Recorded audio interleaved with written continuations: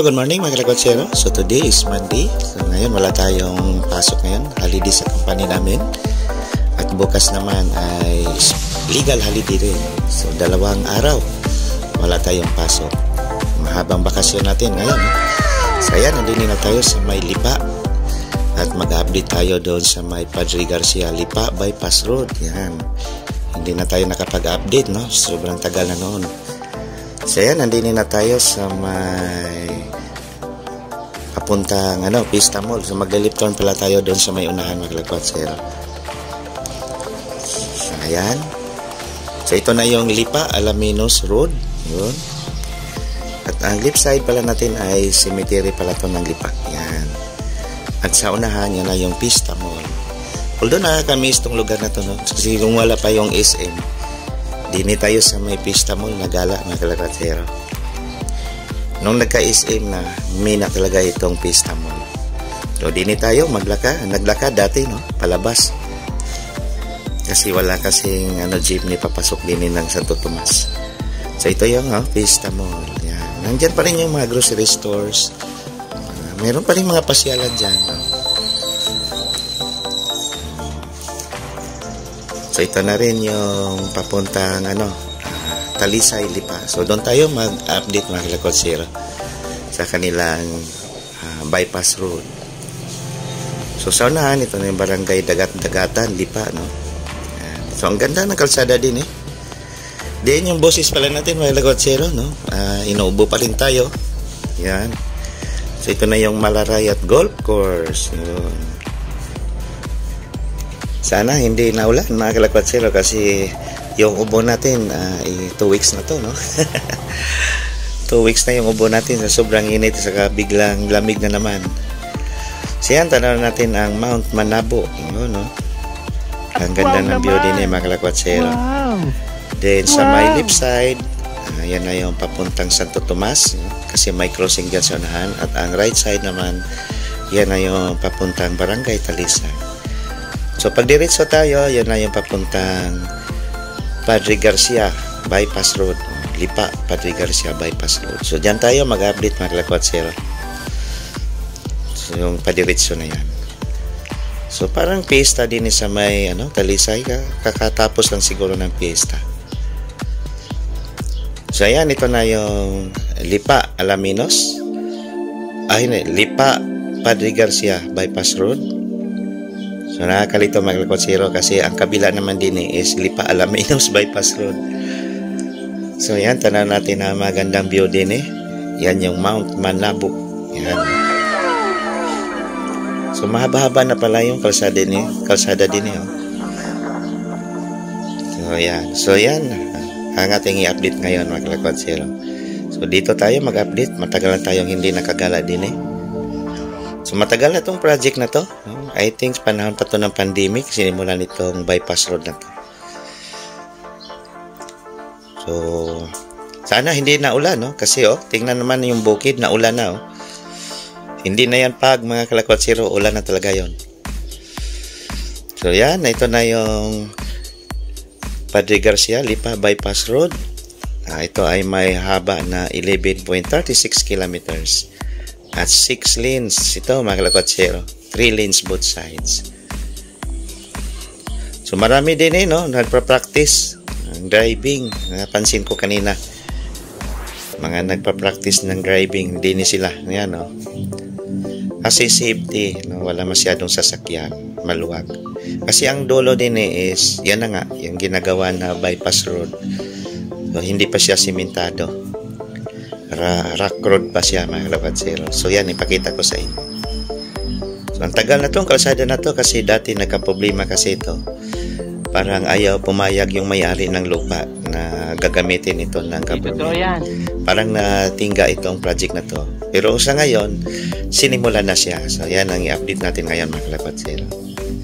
So sana makapasok din tayo, no? Kasi kung ongoing construction, mahirap, no? Baka harangin tayo ng guard. So sana makapasok lang. So try lang natin mga kalakotsero. So ang daming bypass road itong Lipa, no? Yung sa kabila naman, yung Manila Batangas Bypass Road. Din dito naman na banda is Padre Garcia Bypass Road.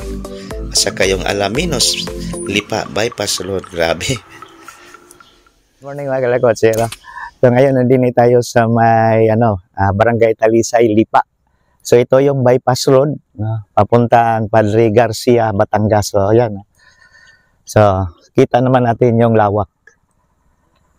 Yan. So ongoing construction siya mga kalakotsero. Ang lawak ito ay may layo na 11.32 kilometers. Yan. At malapit na sa ito, bukid. Ito na yung bukid ng Alaminos, Lipa at Alaminos, no?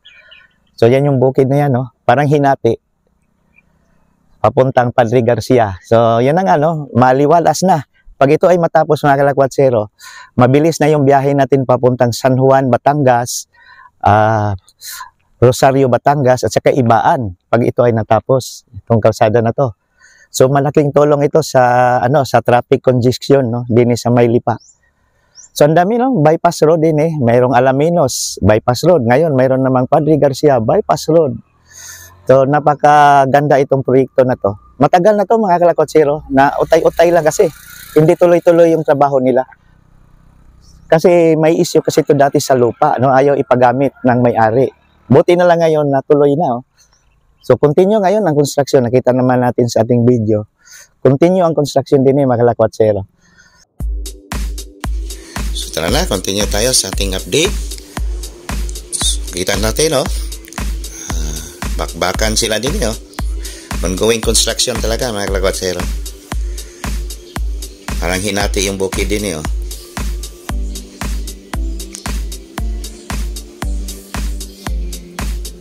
medyo siguro mahirap to pag naulan. Sobrang putik din although mayroon tayong napansin na may mga paunting dumaan din kasi may mga barangay kasi doon pa sa unahan So ayan, walang bantay. So, nakapasok tayo, walang nagbabantay. Although mayroon mga nagtrabaho, parang drainage yung ginagawa nila.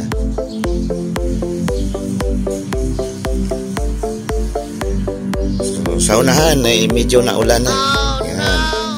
Sana hindi malakas yung ulan na yan. Medyo naambon na nga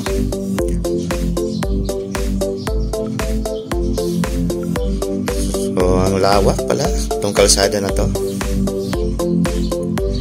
So ngayon mayroong nagtrabaho pala din Yan, may nagtrabaho. Ongoing construction pala din mga kalakotsero. Yan Kaso lang yung ulan tanaw na din Sana hindi lang malakas. Okay lang na ambon. So din wala na simento. Rock road na siya.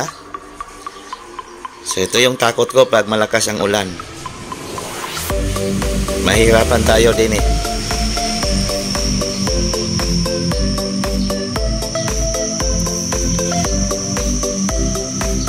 sobrang tarik.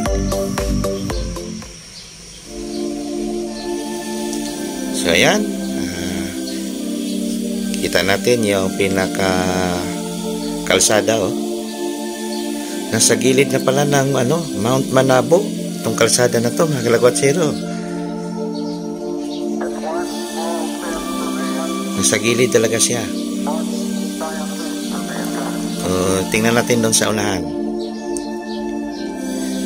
So pag natapos itong kalsada na to, itong bypass road na to, malaking luwag sa Lipa. Kasi yung Lipa to, Padre Garcia, napaka-traffic talaga. Yan. Pag ito ay natapos, sobrang luwag talaga. Tapos diretso na tong San Juan. At saka Candelaria ba yan? Chaong yan. Kasi doon sa may Padre Garcia, mayroon ding doon, Chaong Road.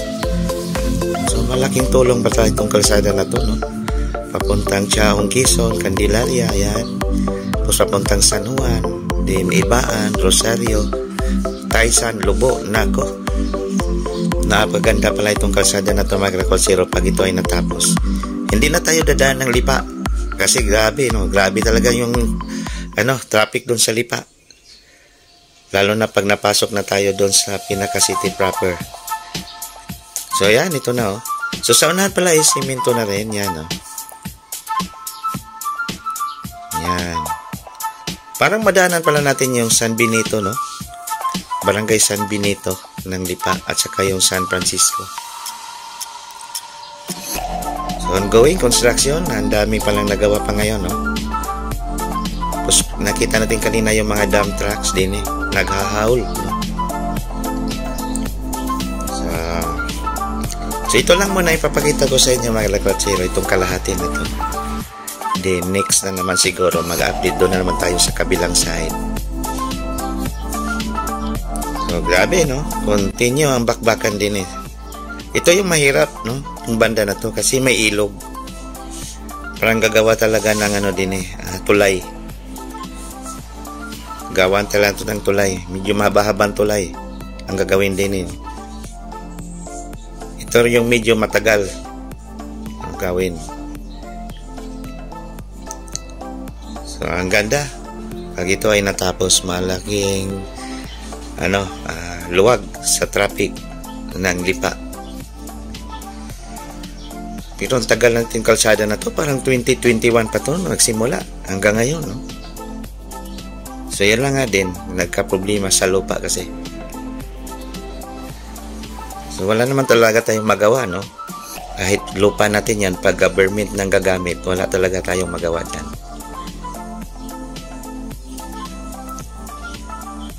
Parang yung unahan ay quarry, Hindi tayo sure kung quarry ba yan.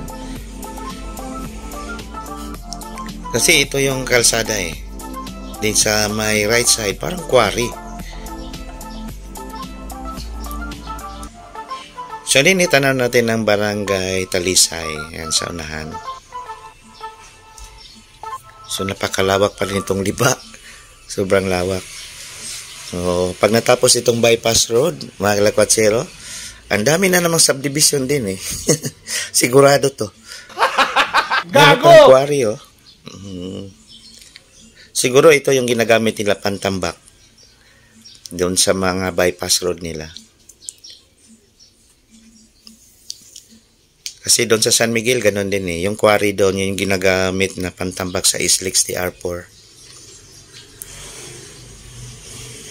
Oh, grabe, yung bukid, hinati. So, ito yun, mga kalakwatsero, ito. Medyo matagal talaga din, Kasi gawan talaga ng tulay ito. So, may nasilip dyan. May ilog kasi yan, may tubig yan, Pag siguro malakas ang ulan, yan ay aapaw talaga yan. Although itong ginawa din, ito na nga, paahan, ng tulay. Parang foundation na to. Yan. So, buti na lang, hindi masyadong malakas yung ulan, ambon lang. Kasi mahirap. Pag tayo ay nabutan din, nako, takot ko kanina pag malakas. Hindi na tayo makauwi ng Santo Tomas. May stranded tayo din, Oh, yan. May tubig pa nga. Yan pala nga. Parang daanan ng tubig pala yan. Ang ginawa nila din, So, ongoing construction, Yan. Makasabay-sabay lang to matapos, sa kasabay lang to sa Islex TR4. Pag natapos yung Islex TR4, tapos din to. Yan. So, ang ganda, Ang ganda ng view din, Basta sa Batangas, ganda talaga ang mga tanawin sa Batangas. Yan. Parang ginawa nila ng bakod. Okay. Doon tayo sa unahan, mga kalakwatsero. Pahinga muna tayo doon. Tambay mo tayo saglit doon.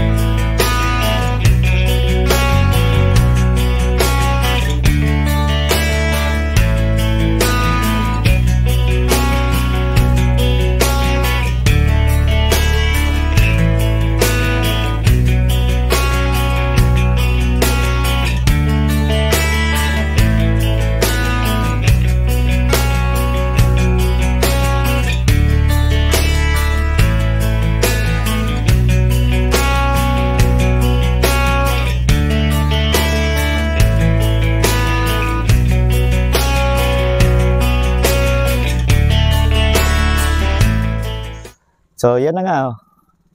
So, hindi na lang natin tinuloy doon sa pinakadulo kasi sobrang layo na rin. Kasi hindi magandang panahon, no? Naulan. So, next vlog na lang natin para ma-update ko kayo. Papuntang Padre Garcia na yon. Sa ngayon, nakakahiya tayo mag-ano doon kasi may nagtrabaho.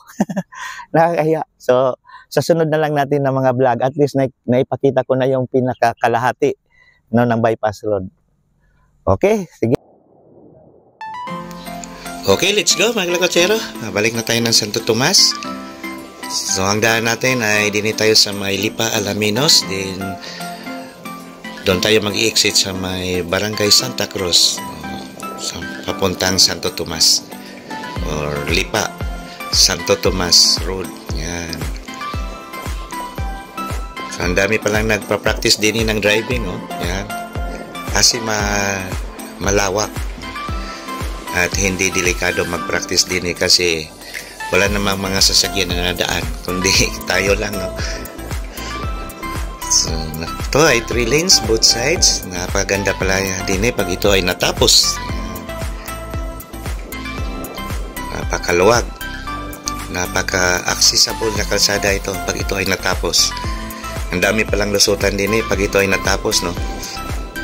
So ang Lipa, ang dami ng bypass road. Wala nang kahirap-hirap. Maiwasan na natin yung pinaka-traffic na lugar ng Lipa.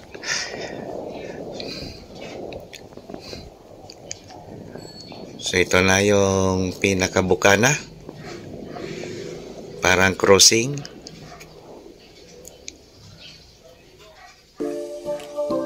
So yan yung Barangay Talisay. Sakop ng Lipa. Yan, no? Ang dami palang bahay, no? Dinis sa may Barangay Talisay, ano.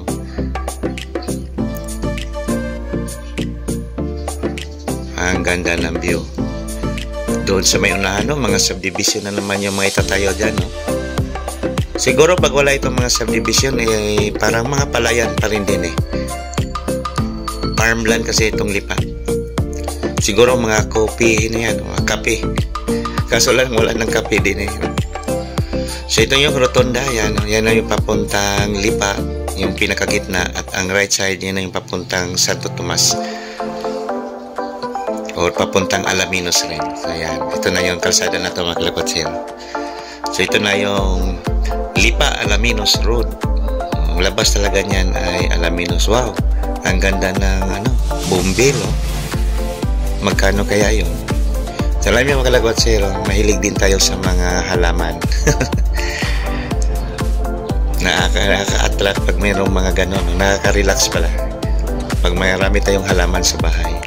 So yan pala mga lakotsero, maraming salamat sa ating mga bagong subscribers. Yan, thank you very much sa inyong pag-subscribe. Sa ating mga viewers, maraming pong salamat sa inyo. Kung wala kayo, wala itong channel na to. So thank you very much po sa inyong lahat. So ito na yung Lipa Alaminos Road. So diyan ako nawala dati, hindi ko alam, dumiretso ako doon. Yun pala ay Barangay Lumbang ba yun? Ay naku po, mali-mali yung turo ng Google Maps sa akin. Gago! Sa unahan, nandoon na rin yung intersection papuntang Santo Tomas. Yan na yung tinatawag na Santo Tomas Lipa Road. Wow, ang ganda ng view. So napakalawak pa pala itong Lipa, no? Sobrang luwag pa, oh. So ang Lipa ay sikat ito sa kape. Kapeng Barako. Itong Lipa.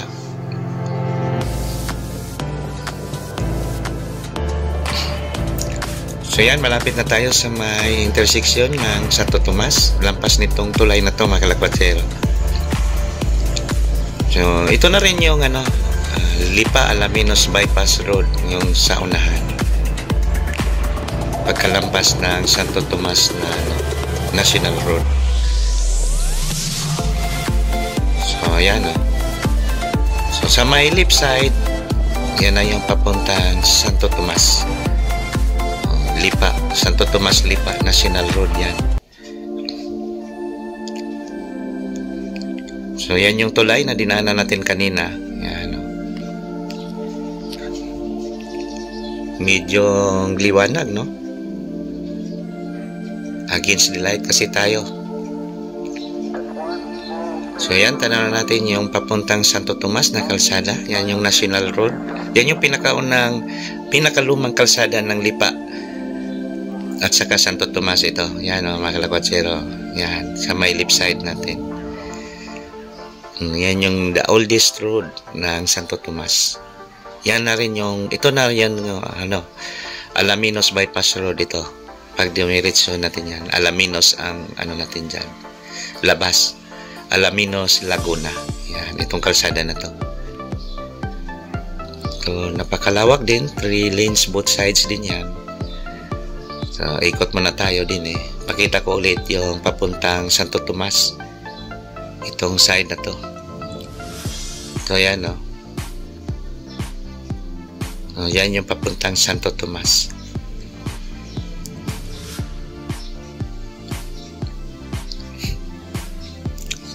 Santo Tomas, Batangas. Itong kalsada na yan. So, dyan tayo. Papasok mamaya mga kalakotsero pag-uwi natin. At ang labas natin ay sa may St. Padre Pio. Doon sa may San Pedro. So, kung kayo ay napunta ng Padre Pio, ito rin, no? Isa sa mga options. Lalo na kung kayo ay taga-Lipa at saka taga-Laguna. Diretso na rin yan. Ayan mga kalakotsero, yan na yung Santo Tomas, Lipa, National Road. 2 lanes lang yan. So, tanaw natin din ang Barangay Santa Cruz at sa may unahan nyo na yung Santa Teresita. So, din, tanaw natin din ang San Francisco. Yan. Hanggang San Pedro na yan. No? So, ito na yung kalsada na to mga kalakotsero. So, din wala talagang traffic din Maluwag. Kaso lang, 2 lanes lang siya. Mag-ingat tayo kasi may mga tricycle din na biglang sulpot lang.